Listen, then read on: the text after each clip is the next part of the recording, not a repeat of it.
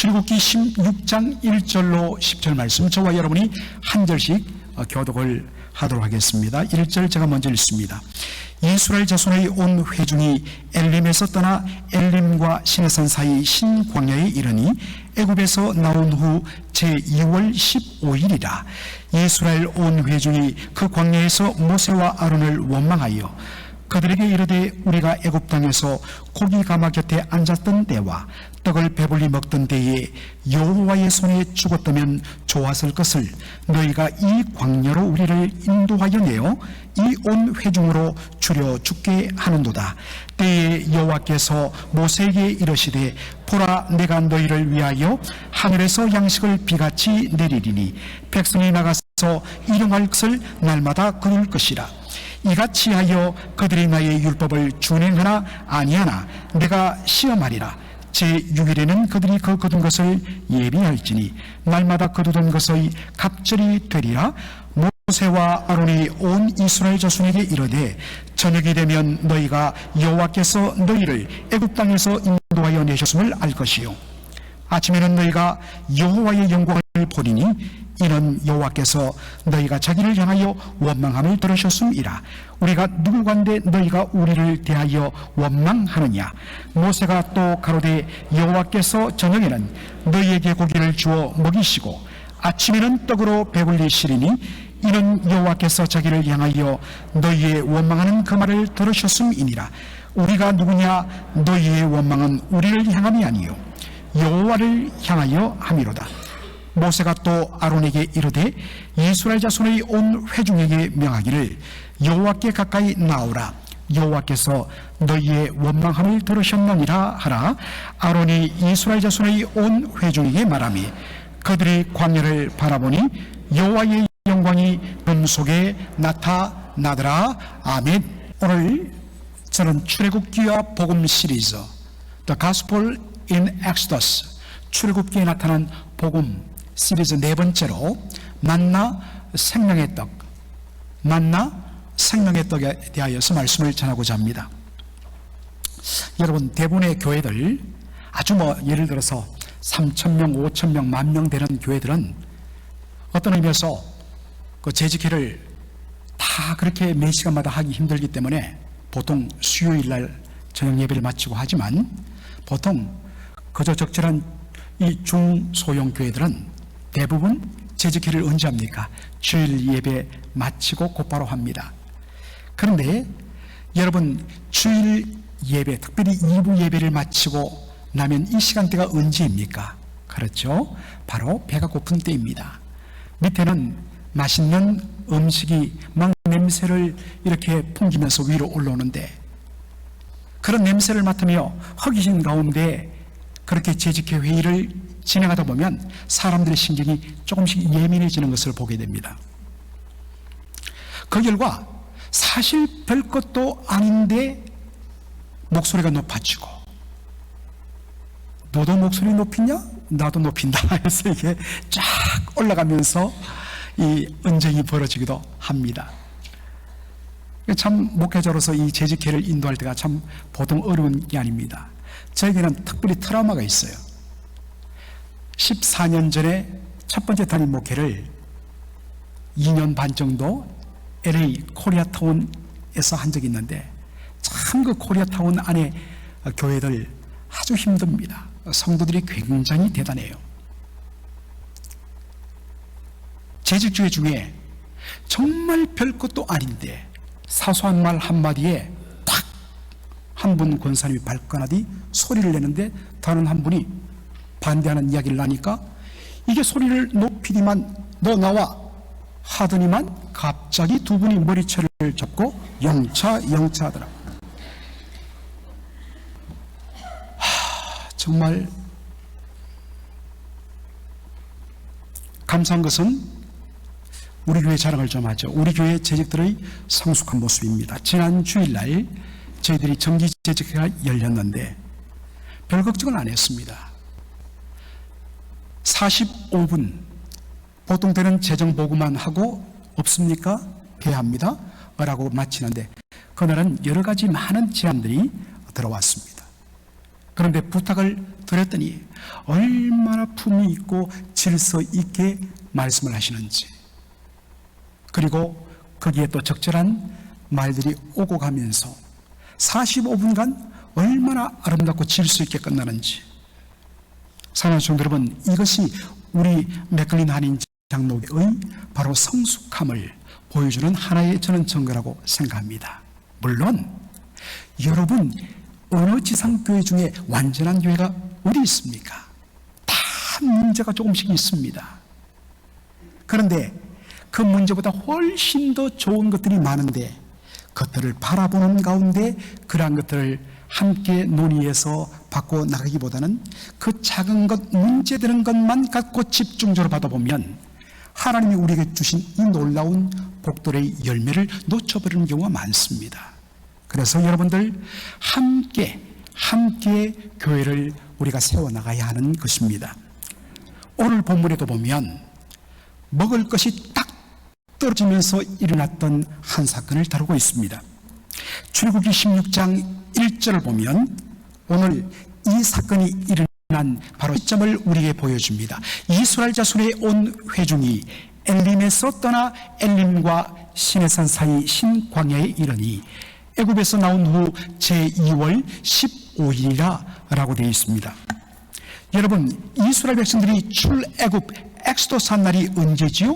6월절입니다. 6월절이 언제입니까? 유대달력으로 1월 15일입니다. 그런데 이스라엘 백성들이 애굽에서 나오면서 무엇을 준비했겠습니까? 그렇죠, 먹을 양식을 준비했을 것입니다. 그러면 얼마치의 양식을 준비했을까? 성경에는 오지 않습니다. 저는 아마도 한 달치 분량의 양식을 싣고, 그리고 그것을 수리에 싣고 그렇게 출애굽했을 것으로 생각합니다. 그것을 어떻게 할 수 있는가? 여러분, 이스라엘 백성들이 신광야에 도착한 날이 언제였다고요? 출애굽한 지 2월 15일, 정확하게 1월 15일 날 떠나서 2월 15일 날 신광야에 도착했습니다. 한 달이 걸렸습니다. 그런데 바로 그 직전까지는 이스라엘 백성들이 양식이 떨어져 원망하고 불평한 언급이 전혀 없습니다. 그렇다면 아하, 이스라엘 백성들 한 단치 분량의 양식을 수레에 싣고 애굽에서 나왔겠구나, 우리가 합리적으로 추론을 할 수 있는 것이죠.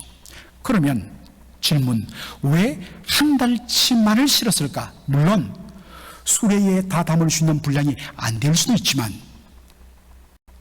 적어도 한 달 안에는 약속하신 적과 꿀이 흐르는 땅으로 들어가리라는 기대 때문이었습니다. 그런데 정확하게 한 달 후에 그들이 도착한 곳이 어디였다고요? 신광야. 여러분, 지도를 보시면 신광야가 어디 있느냐? 저렇게 빨간 선으로 이스라엘 백성들이 출애굽하여 바로 가나안 땅으로 들어간 40년의 여정을 보여주고 있는데,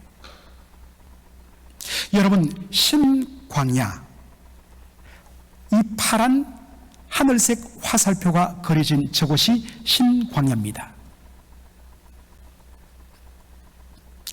물론 또 눈썰미 좋은 분들은 저 위쪽에 목사님 저기도 신광야가 있는데요, 그런데 잘 보시면 영어 표기가 다릅니다. 저 북쪽에는 진광야로 되어 있습니다. 그러나 아래쪽 저 수에즈만 가까운 곳에 있는 파란 표시가 있는 곳은 바로 신, S자입니다.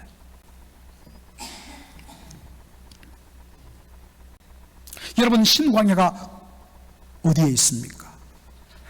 자기들이 가고자 했던 가나안 땅과는 너무나 멀리 떨어진 남쪽에 위치해 있습니다. 거기서 저 북쪽 가나안 땅으로 가려면 한참 남았는데 이미 양식은 다 떨어져 버렸거든요. 이런 상황에서 나온 것이 뭐냐? 모세와 아론에 대한 원망과 불평이었습니다. 이스라엘 온 회중이 그 광야에서 모세와 아론을 원망하여 그들에게 이르되, 우리가 애굽 땅에서 고기 가마 곁에 앉았던 때와 떡을 배불리 먹던 때에 여호와의 손에 죽었다면 좋았을 것을 너희가 우리를 이 광야로 인도하여 이 온 회중으로 여기서 굶어 죽게 만드는도다 라고 원망합니다. 여러분, 백성들의 원망의 핵심은 무엇입니까? 자신들을 멀쩡하게 잘 살고 있던 애굽에서 이 아무것도 없는 광야로 인도해냈다는 것입니다. 비록 노예 생활이지만 그곳에는 고기도 있고 떡도 마음껏 공급되는 그곳에 그냥 내버려 둘 것이지 왜 우리를 데려와서 여기서 죽게 만드느냐는 것입니다. 표면적으로는 모세와 아론에 대한 원망이었지만 실질적으로는 누구에 대한 원망이었습니까? 여호와 하나님에 대한 원망이었습니다. 그래서 모세가 이것을 정확하게 지적합니다. 너희의 원망은 우리를 향한 것이 아니요 누구를 향하여? 여호와를 향하여 함이로다. 여러분, 출애굽기 특별히 민수기를 보면 이스라엘 백성들이 40년간 내내 하나님을 향하여 원망하고 불평하고 문제를 일으킨 내용들이 빽빽하게 나옵니다. 40년 내내 그들의 입술에서는 원망이 떨어지질 않았습니다. 영어 성경에 보면 원망을 그rum블링, 이 그rum블링이 뭐냐면 속이 상하고 문제가 일어나니까 투덜투덜 불평하는 것을 말합니다. 우리는 이 그럼블링이라는 영어 단어 때문에 그저 원망을 속이 상해서 그냥 한마디 던진 것, 투덜대리는 것, 불평한 것으로 우리는 이해합니다. 그러나 여러분, 성경에 나오는 원망이란 이 단어는 굉장히 깊은 의미를 갖고 있습니다. 조지 고츠라는 구약학자가 정확하게 설명하는데 출애굽기와 민수기에 나오는 이 원망이라는 히브리 단어의 원어적인 의미를 정확하게 번역하면 open rebellion, 공개적으로 리벨리언이라는 것은 반역하다, 반란을 일으키다는 뜻입니다. 반역과 반란은 백성이 신하가 왕권을 뒤집어 버리고 엎어버리기 위하여 일어난 것입니다. 당신 우리의 왕이 아니야 라는 뜻입니다. 시카고 위튼 칼리지의 총장인 필립 라이큰 박사는 이 말을 훨씬 더 다가오게 번역합니다. 영어로 뮤터니, 우리나라 말로 번역하면 하극상입니다. 군대에서 낮은 계급이 높은 상관들을 끌어내리고 별을 뜯어내고 자기가 그 자리를 차지하는 것. 여러분, 군대에서 하극상이 일어나면 그 군대는 망합니다. 그 나라는 망합니다. 한 가정에서 자식들이 부모의 권위를 업수이고 부모를 모욕하며 완전히 뒤엎어버리면 그 하극상이 일어나는 집안은 망하는 집안이에요. 하나님께서 정상적인 모든 질서를 주셨는데 정당한 이유 없이 함부로 권위에 도전하는 것, 이것이 바로 하극상입니다. 공개적으로 오픈 리벨리언, 하나님, 저 더 이상 하나님 인정 안 합니다. 하나님은 더 이상 우리의 왕이 아닙니다. 우리는 다시 애굽왕 바로를 섬길 것입니다. 여러분, 이스라엘 백성들의 이 원망이란 말 속에 담겨있는 이 말이 뭐냐면 오픈 리벨리언, 공개적인 반역입니다. 굉장히 무서운 단어입니다. 그런데 여러분, 놀라운 것은 하나님의 반응입니다. 출애굽기 16장 11절로 12절 우리 다 함께 한번 읽어보겠습니다. 여호와께서 모세에게 일러 가라사대 내가 이스라엘 자손의 원망함을 들었노라. 그들에게 고하여 이르기를 너희가 해질 때는 고기를 먹고 아침에는 떡으로 배부르리니 나는 여호와 너희의 하나님인 줄 알리라 하라 하시니라.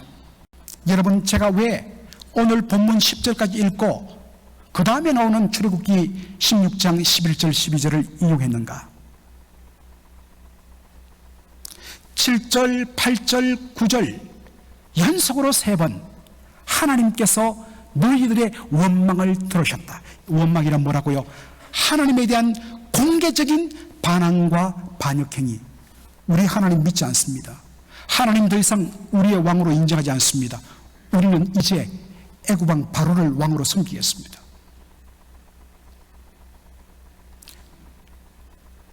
하나님께서 이 말씀을 들었을 때에 하나님의 마음이 어떠했을까요? 굉장히 속상하셨을 것입니다. 우리 인간적인 표현으로 말하면 너무나도 원통하고 억울했을 것입니다. 내가 너희들을 구원하기 위하여 어떤 희생을 치렀는데, 어떻게 너희들을 애굽의 노예된 삶에서 건져내었는데 살려내었더니 뭐? 하나님 인정한다고? 우리가 하나님이라면 그래, 이제 너와 나는 끝났다, 굶어 죽든지 말든지 모르겠다 하고 하나님 떠나버리실 것입니다. 그런데 하나님은 그렇지 않으셨습니다. 7절, 8절, 9절 그리고 12절에 여호와께서 그들의 원망을 들으시고도 하나님은 그들을 향하여 심판이 아니라 저녁에는 메추라기 때로, 그리고 아침이면 온 지면에 만나를 하늘에서 내겨 내가 너희들을 먹으리라.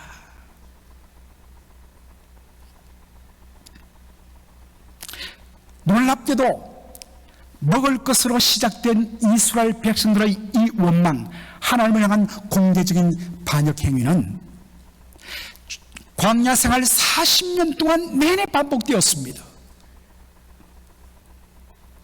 그러나 놀라운 것은 단 하루도 이것들이 아직 정신 못 차렸네, 한 이틀만 굶어봐라고 만나를 딱 끊은 적 없습니다. 언제나 새벽이면 이슬과 함께 만나가 온 지면을 덮었고, 날마다 그들은 만나를 거두어 먹었는데 40년이 지나도록 한 번도 떨어져 본 적 없다는 것입니다. 여러분, 다음 주일이 마더스 데이지요. 어떤 면에서 이 땅 위에 우리 하나님의 마음을 가장 잘 보여주는 존재는 저는 어머니라고 생각합니다. 못된 자식들, 정말 못된 자식들 가운데는 이런 막말하는 놈들이 있죠.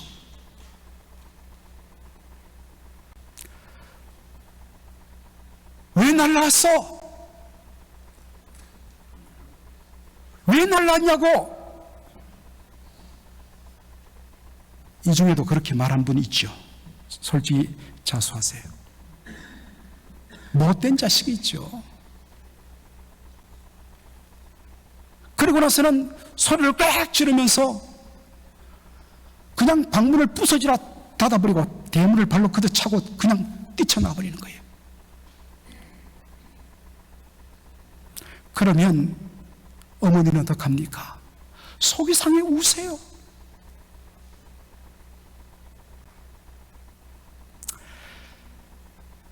그러나 어머니는 그 다음 발걸음을 옮깁니다. 그 다음 발걸음을 옮겨요.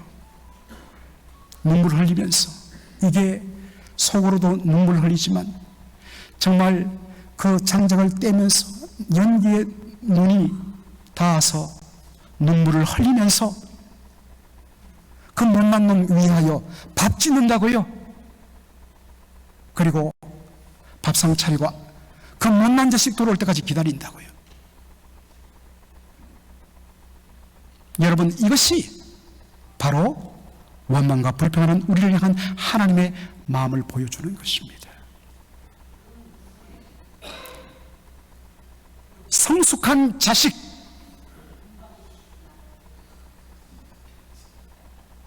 여러분, 성숙한 자식은요, 처음에는 철 몰랐는데 자기가 자라보니, 이제 드디어 어른이 되고 보니, 자기도 자식을 낳아보니 그때 그 엄마 아버지의 눈물과 한숨과 탄식을 이제는 알아요. 그런데 이제는 돌아가셨어.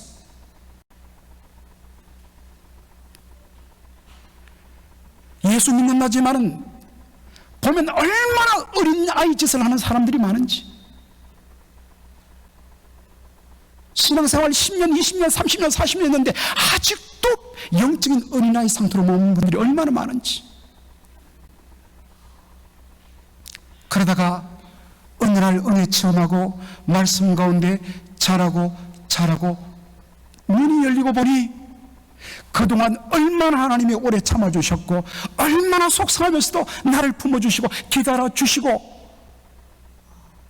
참아주셨는가. 바로 그것 때문에 오늘 내가 여기 있었다는 것을 알게 되고 하나님의 은혜에 감사하는 겁니다. 이게 영적인 성숙입니다. 이게 제자입니다.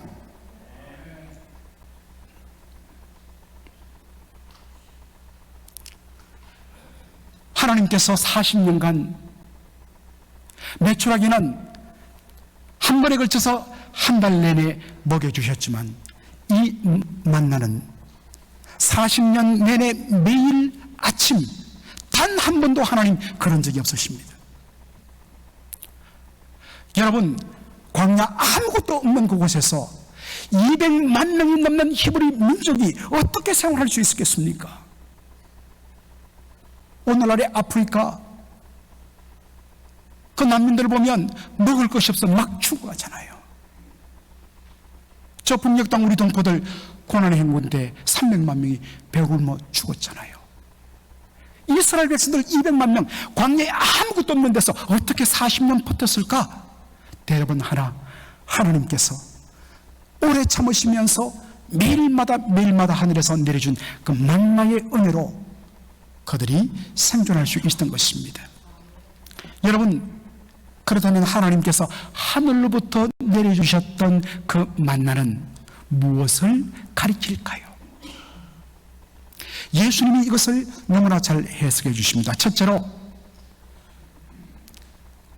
하늘로부터 내린 만나는 우리에게 영원한 생명의 떡으로 오신 예수 그리스도 바로 자신을 가리킨다는 것입니다. 요한복음 6장에 보면 예수님이 이렇게 말씀하십니다. 너희 조상들은 광야에서 만나를 먹어서도 죽었거니와 이는 하늘로서 내려오는 떡이니 사람으로 하여금 먹고 죽지 아니하게 하는 것이라. 나는 하늘로서 내려온 산떡이니 사람이 이 떡을 먹으면 영생하리라. 나의 줄 떡은 곧 세상의 생명을 위한 내 살이로라 하시니라. 하나님께서 광야에서 이스라엘 백성들에게 날마다 하늘로부터 떡을 내려주셨습니다. 만나를 내려주셨습니다. 그러므로 이스라엘 백성들에게 만나는 하늘로부터 내려오는 생명이라 떡이라고 말할 수 있습니다. 그런데 어떻습니까? 하늘로부터 내려온 생명의 떡인데 그들은 그것을 먹고 살다가 결국에는 죽고 말았습니다. 그렇다면 이 만나는 진정한 의미의 영원한 생명을 주는 생명의 떡일 수는 없습니다. 다만 이 만나는 장차 하나님께서 하늘로부터 보내주시는 생명의 떡, 메시아를 통하여 주시는 영원한 영생을 미리 보여주는 바로 그림자요 예표라는 것입니다. 예수님 말씀하십니다. 그 옛날 하나님이 하늘로부터 내려주었던 하늘의 떡 만나는 바로 나를 가리킨다라고 말씀하십니다. 그러면서 말합니다. 누구든지 생명의 떡을 먹는 자, 나를 먹는 자는 영생하리라. 벌써 여기 아멘이 터져나왔는데요. 믿음의 고백이 있는 분들이죠. 그런데 유대인들은 이 말씀 앞에 당황했습니다. 이 말씀을 오해했기 때문입니다. 예수님이 나는 하늘로부터 내려오는 산떡 곧 생명의 떡이니 나를 먹는 자, 내 몸을 먹는 자, 내 살을 먹는 자는 영원히 살리라, 영생하리라니까 그들이 뭐라고 답합니까? 유대인들이 서로 다투어 가로되 이 사람이 어찌 능히 우리에게 제 살을 주어 먹게 하는가? 내 살을 먹는 자, 내 몸을 먹는 자 영원히 살리라니까 그들은 예수님의 살을 뜯어먹는 것으로 이해했던 것입니다. 예수님이 이 말씀의 바른 의미를 곧이어 잡아주십니다. 다 함께 우리 읽도록 하겠습니다. 예수께서 이르시되 내가 진실로 진실로 너에게 이르노니 인자의 살을 먹지 아니하고 인자의 피를 마시지 아니하면 너희 속에 생명이 없느니라.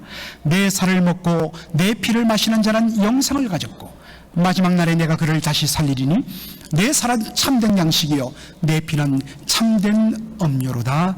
아멘. 여러분, 예수님의 살을 먹고 예수님의 피를 마신다는 것은 무슨 의미겠습니까?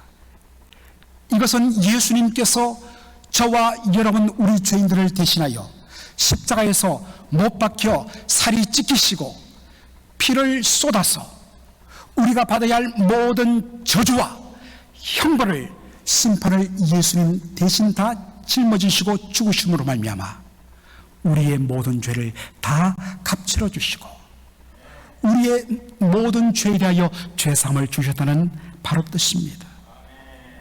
그 예수 그리스도, 우리를 위하여 자신의 살 찢기고 피 흘려 우리의 모든 죄값을 값치러 주신 그 예수를 성령의 은혜로 나의 주님으로 믿음으로 말미암아, 믿음으로 예수님과 연합하는 말미암아, 그 믿음으로 말미암아 예수님이 주시는 죄사함과 구원과 영생을 누리게 되는 것입니다.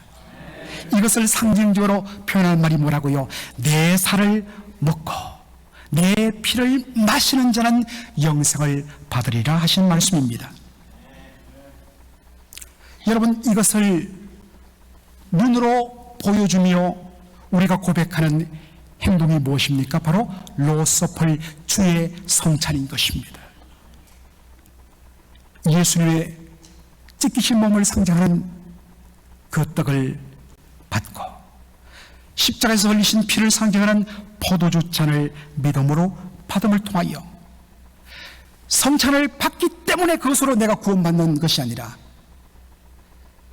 믿음으로 말미암아 이미 우리가 받은 이 놀라운 구원의 고백을, 이 놀라운 구원의 축복이 바로 예수님 그분의 몸과 피에 있음을 믿음의 마음으로 고백하며 다시 한 번 더 고백하는 행위가 뭐냐? 성찬인 것입니다. 그러므로 믿음으로 성찬을 받을 때에 거기에는 눈물이 있습니다. 나 같은 죄인 살리기 위하여 예수님 하나님의 아들이 살찌기고 피 흘려 온전히 나를 구원하셨다는 그 놀라운 감격, 나 같은 죄인 살리기 위하여 주신 그 놀라운 은혜에 대한 감격,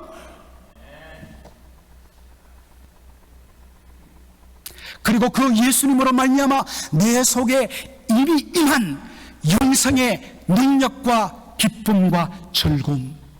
영생은 내가 죽어서 나중에 천국에 가서 누리는 게 아니에요. 예수 믿는 즉시로 예수님의 영원한 생명이 우리에게 이미 주어졌습니다. 그것을 날마다 누리며 기뻐하는 가운데, 특별히 성찬을 대할 때, 그런 믿음의 고백을 할 때에 정말 내 마음속에 그 영생의 기쁨, 구원의 즐거움이, 천국의 그 영화로움이 막 차고도 넘치는 것을 경험하게 될 줄로 믿습니다. 만일 여러분들이 그러한 믿음의 고백 없다면, 아직도 거듭남이 없이, 믿음의 고백 없이 여러분 성찬을 대하는 분들이 계십니까? 남들이 다 받으니까 나도 받아야지. 아무 소용없어요.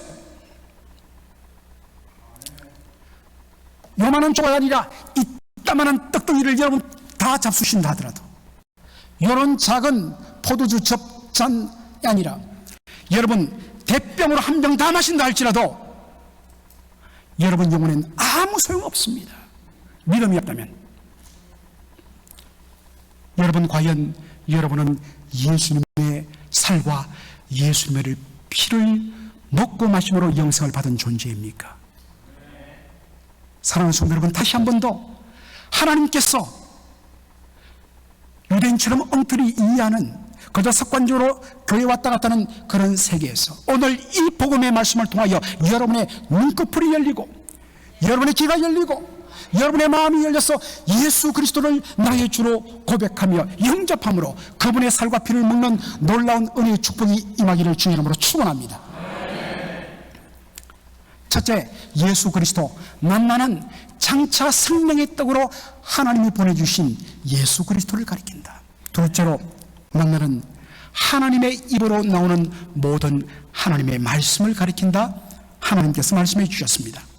신명기 8장 3절에 너를 낮추시며 너를 줄이게 하시며 또 너도 알지 못하며 내 열조도 알지 못하던 만나를 내게 먹이신 것은 사람이 떡으로만 사는 것이 아니요 여호와의 입에서 나오는 모든 말씀으로 사는 줄을 너로 알게 하려 하심이라. 이스라엘 백성들이 아무것도 먹지 못하는 상태에서 굶주린 상태에 놀게 되었을 때 하나님께서 하늘로부터 만나를 내려주셨어요. 그 만나를 먹음으로 그들은 생명을 유지하게 되었습니다. 그러나 사람이 떡으로는 그의 육신의 생명을 유지할 수 있지만 하나님의 말씀, 생명의 떡을 먹지 않고는 그의 영혼은 결코 살 수가 없습니다. 그러므로 하늘로부터 내려주는 이 만나는 바로 하나님의 입에서 나오는 생명의 말씀을 가리킨다는 것입니다. 사랑하는 성도 여러분, 여러분들 매일 어떤 분들은 두 끼를 잡수는 분도 있고 어떤 분들은 세 끼를 잡수는 분도 있죠. 그러나 분량과 어떤 끼니 수에 관계없이 우리는 날마다 먹지 않으면 우리의 생명을 유지하지 못합니다. 그래서 여러분 잡수십니다. 그런데 여러분들 날마다 여러분의 육신의 생명 유지를 위하여는 식사를 하시면서 과연 여러분의 영혼을 위하여 얼마나 하나님의 생명의 말씀을 먹고 있습니까? 오늘 본문에 보니까 하나님께서 이스라엘 백성들에게 만나를 공급하는 방법에 대해서 나옵니다. 때에 여호와께서 모세에게 이르시되 보라 내가 너희를 위하여 하늘에서 양식을 비같이 내리니 백성이 나가서 일용할 것을 언제? 날마다 거둘 것이라.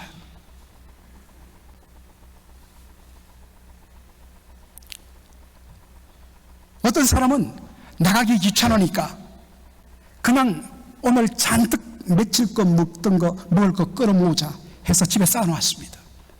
그랬더니 어떤 일이 납니까? 그 다음날 가보니까 딱 자기가 그날 일용할 양식, 먹을 양식 외에 그가 쟁여놓고 그가 며칠 거 모아놨던 것 전부 다 썩고 벌레나고 냄새가 나고 말았습니다.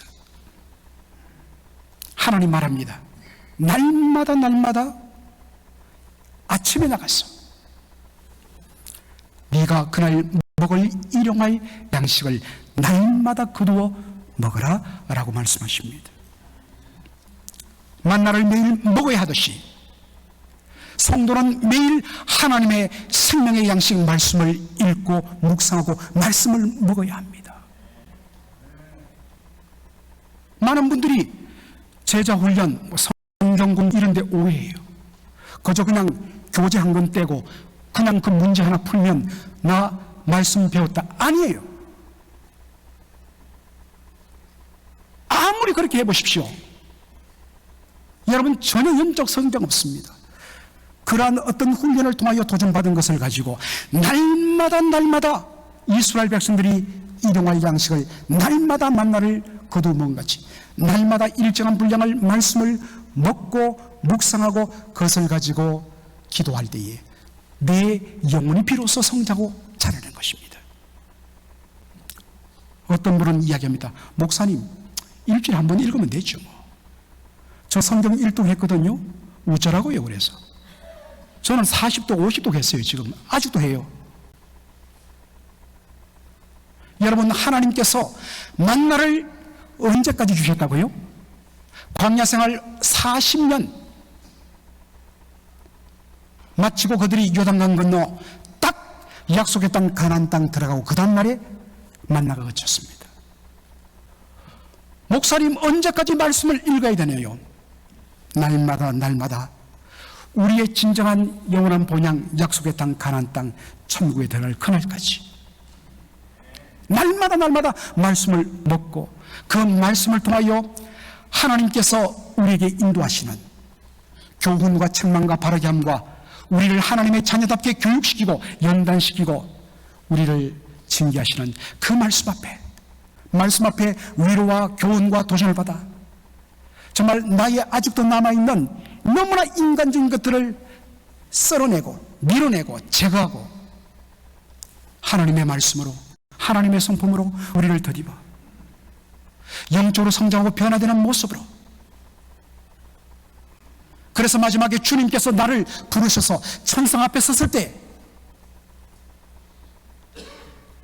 정말 하나님께서 우리를 천국으로 들어가기에 합당한 정말 영적으로 놀랍고 부유한 변화된 모습으로 하나님을 만나야 되지 않겠습니까?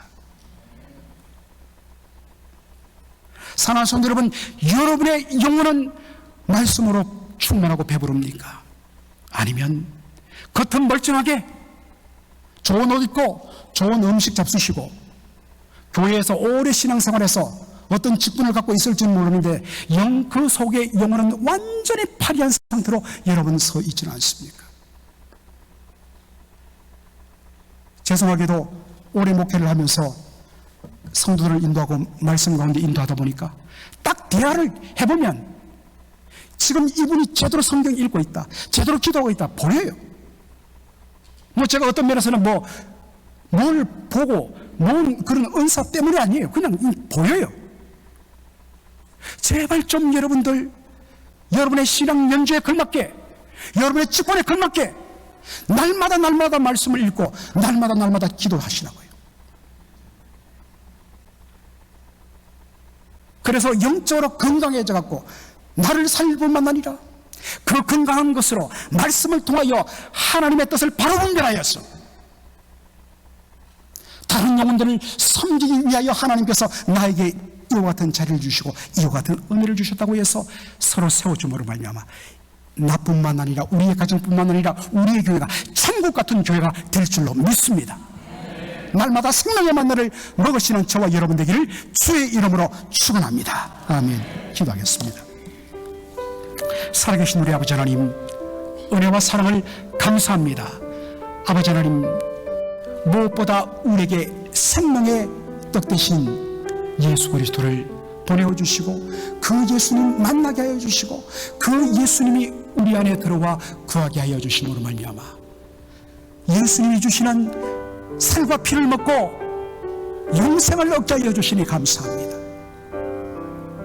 예수님을 만나고 첫사랑에 감격했던 저희들 그 시절이 있었는데 지금은 십자가를 바라봐도 예수님의 놀라운 복음의 이야기를 들어도 냉랭하고 찬송을 부르는데 눈물이 없고 아예 입을 닫고 찬양도 하지 아니하고 아예 말씀을 보지 않는 그저 한 주간에 한 주일에 예배 한 번 나와서 총례생활하는 그스로 그치는 저희들이 되었습니다. 주여, 다시 한 번 더 오늘 이 복음의 말씀을 통하여 우리가 다시 돌아가기를 원합니다. 생명의 뜻 되신 예수님을 온전히 다시 한 번 더 고백하며 그 예수님의 십자가의 은혜를 날마다 붙들며 날마다 하나님의 생명의 말씀으로 우리의 영혼이 부유해지고 그 결과로 나만 사는 것이 아니라 믿음의 형제자매들과 교회를 건강하게 세워가는 우리 모두가 될 수 있도록 축복하여 주시옵소서. 예수님의 이름으로 기도하옵나이다. 아멘.